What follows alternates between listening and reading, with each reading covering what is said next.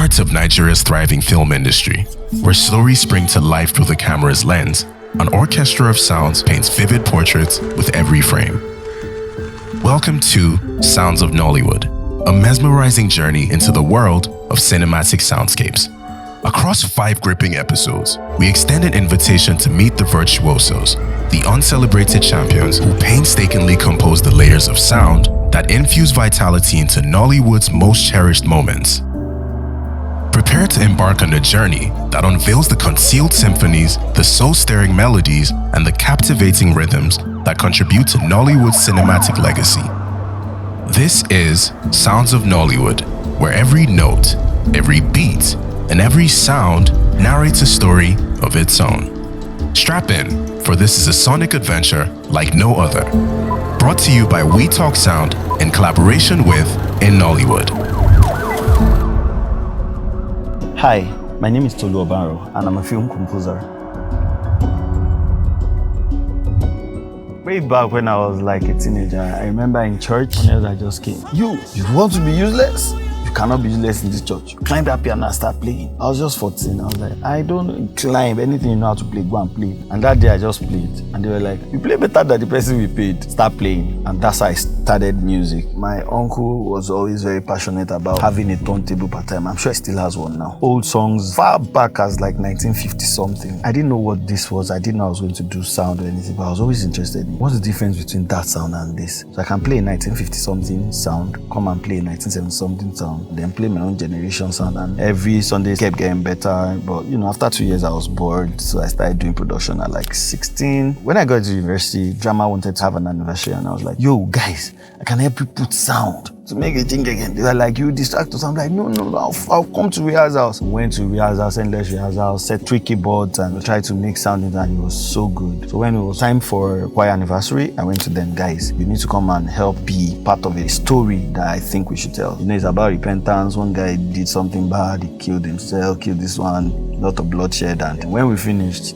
I just raised up my head and everybody in the congregation were crying.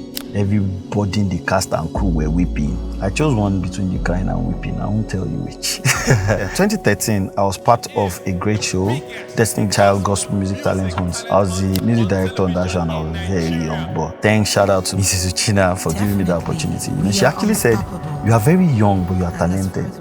So I won't be able to make you music director. You can't even sit on screen. You are too small. It won't look like we are serious. We need an elderly person.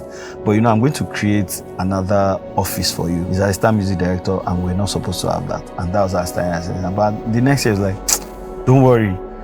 Big or small, in fact, you are big now, I've chopped up a little. You are now the music director, and that took me to another level. We were doing a lot of experiments with that show, and we got it right. That really helped my life. 2015, I did some YouTube movies, adverts, and all that. 2017, Dr. Bayo gave me a shot at King of Boys 1, and then a lot of them later. King of Boys 2, Unintentional, His Excellency, King of Brotherhood, Gang of Lagos, Baton Buka Street. The last one was Jagun. I think every film should be approached differently. Over time, I've grown to understand that this genre, this is it, this one, this is it. And I just consider what the movie is talking about, what year is set to. For example, you can't have a movie set to maybe 1985 and then you start playing Afrobeat. Of course, it's part of our culture. So when we are about to talk about something happening on the street, in a movie that has set to this year, yes, Afrobeat must really come in. But it's not like Afrobeat is tied to movies or movies are tied to Afrobeat. I mean, I think you can freely say that they are 2 different industries. The way I see sound, a bad sound can destroy a good movie, and a good sound can actually elevate a bad movie. For very good movies, when you see a car pass, it's not the sound of the car. Your footstep is not the footstep. They didn't put mic there when you were walking on the day. It's been replaced by sound design. Normally, a film composer is just to carry the movie. You understand when they say the person carry the movie with sound, expressing and try to make people feel what needs to be felt. When they say, this thing is giving what it's supposed to give, that's the work of a film composer. I really love House of Secret. I don't know why I have to preach to people before they watch it. And then when they watch it, thank you so much. I love it, the interpretation of scenes, But my favorite will be The top police officer in the 90s. okay, I'm playing it back from here for you to see how the music will just flow in. Involving one Anam Peters. Okay. Is it from She'll be fondly remembered as a fighter for freedom and justice. She's survived by 2 children. Now look at this picture.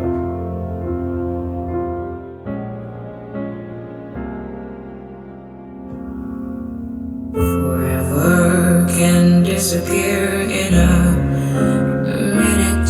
Still forever will continue if I could hear your name again. Never will I ever free my soul from you. See, never forget. I will never forget. Never forget you. Now look at this transition. Never forget. Oh Lord. Never forget. Never forget you. Shame that they play. I mean, I love House of Secrets. One of my favorite of all time. I may have like 30 and all that, but this gets me all the time. Why?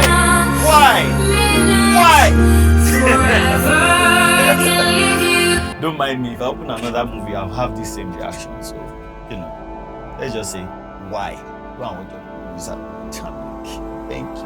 Good movies should be like a minimum of a year. As a film composer, think of how much you are going to get for working on one movie for a year. You would rather work on 12. Budget in film sound and music is you want to pay for the right person to do the job. You cannot have somebody who just started making sound and does not have experience to work on a movie, and then you are going to pay that person the same amount you're going to pay somebody that's been doing it for years and is definitely good at it. The budget you are given, you can't spend beyond that. Let me give you an example. If I'm given a movie now, this movie is like 4,000 people, this, that. I want that sound. I can even say I want 100-man choir to just say, then I want to do all that, I want to do all that.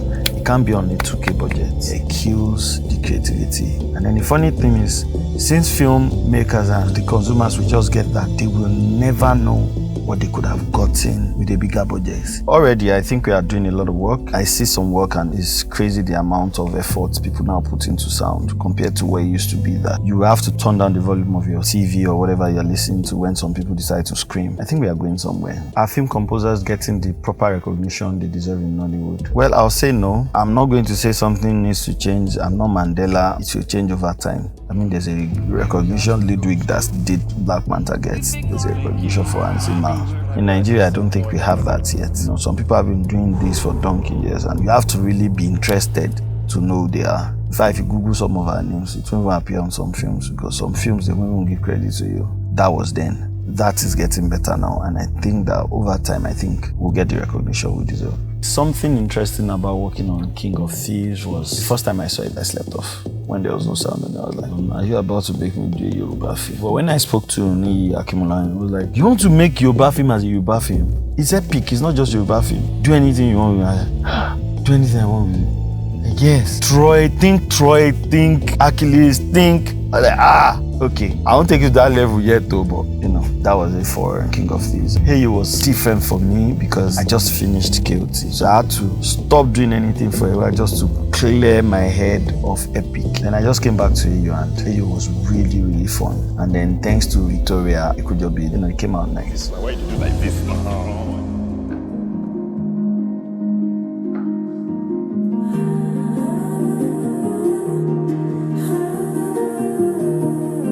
The third one, Brotherhood. Brotherhood was from the trailer. Shout out to Jade Oshibere. Just like, I want to make a trailer and I want it to be different. This is what we have caught so far. And these are Ojuju boys. I think we should have something like Ojuju Calabar in it. I was like, that would be nice. And that was done for the trailer. When it was time for the movie itself, I was like, that sound is definitely coming back. I had to score it per scene, per emotion. I followed it one by one, through and through. Is it giving the emotion it should give? Because of course, if you watch just pictures alone, you're just like, nice. But you know, when that sound comes in, you're like, wow, yeah. So am I giving that? So I mean, that's how Brotherhood was. Normally, music is post-production, but when I saw the script, of Jagun. I started telling my team, we have to be on set. We went with equipment, mics and everything, and we just started recording random sounds. The trailer was ready before the movie was done. I had some instruments on set, I had the horn on set. Anytime you hear bang, bang, bang, bang, that's what the bad Ogudiji guy. But Ija controls trees. And like if I record trees, it can just so sound like frying akara. How do I interpret that this guy controls trees? You know when you just close your eyes and you make